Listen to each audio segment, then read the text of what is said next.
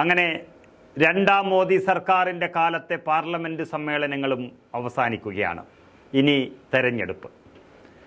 ആ പാർലമെൻറ്റ് സമ്മേളനം അവസാനിക്കുന്ന ദിവസം നിർണായക പ്രഖ്യാപനവുമായി കേന്ദ്ര ആഭ്യന്തരമന്ത്രി അമിത് ഷാ രംഗത്ത് വന്നിരിക്കുന്നു. ഒരു നിയമം കൂടി നടപ്പിലാക്കിയിട്ട് രണ്ടാം മോദി ഭരണം താഴെ ഇറങ്ങുകയുള്ളൂ. പൗരത്വ നിയമ ഭേദഗതി ഉടൻ നടപ്പാക്കുമെന്ന് അമിത് ഷാ അങ്ങനെ അറിയിച്ചു കഴിഞ്ഞു.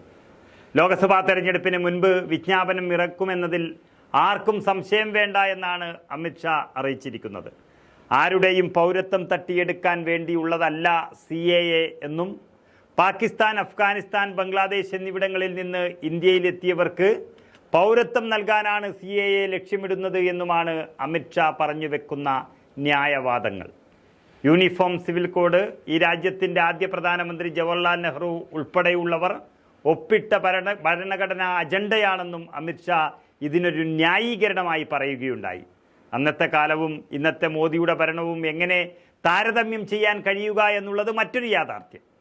കള്ളപ്രചരണങ്ങൾ കൊണ്ട് അധികാരത്തിലെത്തിയ ഒന്നാം മോദി സർക്കാരായാലും പുൽവാമ ഭീകരാക്രമണവുമായി അധികാരത്തിലെത്തിയ രണ്ടാം മോദി സർക്കാരും ഈ രാജ്യത്ത് നടപ്പിലാക്കിയ വികസനത്തിലും പരിഷ്കാരങ്ങളിലും പൂർണ്ണ പരാജയമാണെങ്കിലും അതിനെ മറച്ചുവെക്കാൻ ഹിന്ദുത്വ കാർഡ് മാത്രമാണ് കയ്യിലുള്ളത്. അതുകൊണ്ട് അത് വേണ്ടുവോളം ഉപയോഗിക്കുകയാണ്. അയോധ്യയിലെ പ്രാണപ്രതിഷ്ഠ വികസിത രാജ്യത്തേക്കുള്ള യാത്രയുടെ തുടക്കമെന്നാണ് അമിത് ഷാ പറഞ്ഞിരിക്കുന്നത്. 140 കോടി ജനങ്ങളിലെ രാമഭക്തർക്കും പ്രാണപ്രതിഷ്ഠ അപൂർവ അനുഭവമാണ്. വർഷങ്ങൾ കോടതി വ്യവഹാരത്തിൽ കുടുങ്ങിക്കിടന്ന ഒരു സ്വപ്നം മോദി സർക്കാർ യാഥാർത്ഥ്യമാക്കി. അതാണ് വികസനമെന്നാണ് അമിത് ഷാ പറയുന്നത്. ജനുവരി 22 പ്രാണപ്രതിഷ്ഠ നൂറ്റാണ്ടുകൾ ഓർമ്മിക്കുമെന്നും രാമനെ ഒഴിവാക്കി ഈ രാജ്യത്തെക്കുറിച്ച് സംസാരിക്കുന്നവർ അടിമത്വത്തിൻ്റെ പ്രതിനിധികളാണെന്നുമാണ് അമിത് ഷാ പറഞ്ഞിരിക്കുന്നത്. അവർക്കിനിയും ഈ രാജ്യത്തെ മനസ്സിലായിട്ടില്ല. 1528 തുടങ്ങിയതാണ് ഈ പോരാട്ടം.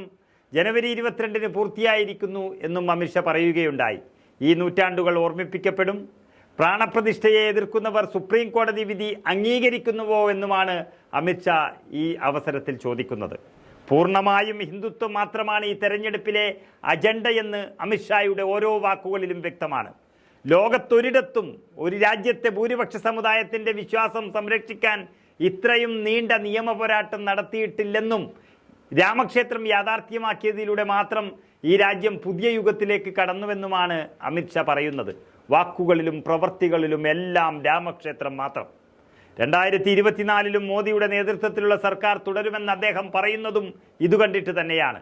അങ്ങനെ രാമക്ഷേത്രത്തിലെ വിജയം മാത്രം പോരാ, തെരഞ്ഞെടുപ്പിന് മുൻപ് പൗരത്വ ഭേദഗതി നിയമം കൂടി നടപ്പാക്കുമെന്നാണ് കേന്ദ്ര ആഭ്യന്തരമന്ത്രി പറഞ്ഞു വെച്ചത്. അങ്ങനെ വരുമ്പോൾ തൽക്കാലത്തേക്ക് പിടിച്ചു നിൽക്കാനുള്ള വർഗീയ വിജയങ്ങളൊക്കെ BJP തയ്യാറാക്കി വെക്കുന്നു എന്നതാണ് സത്യം.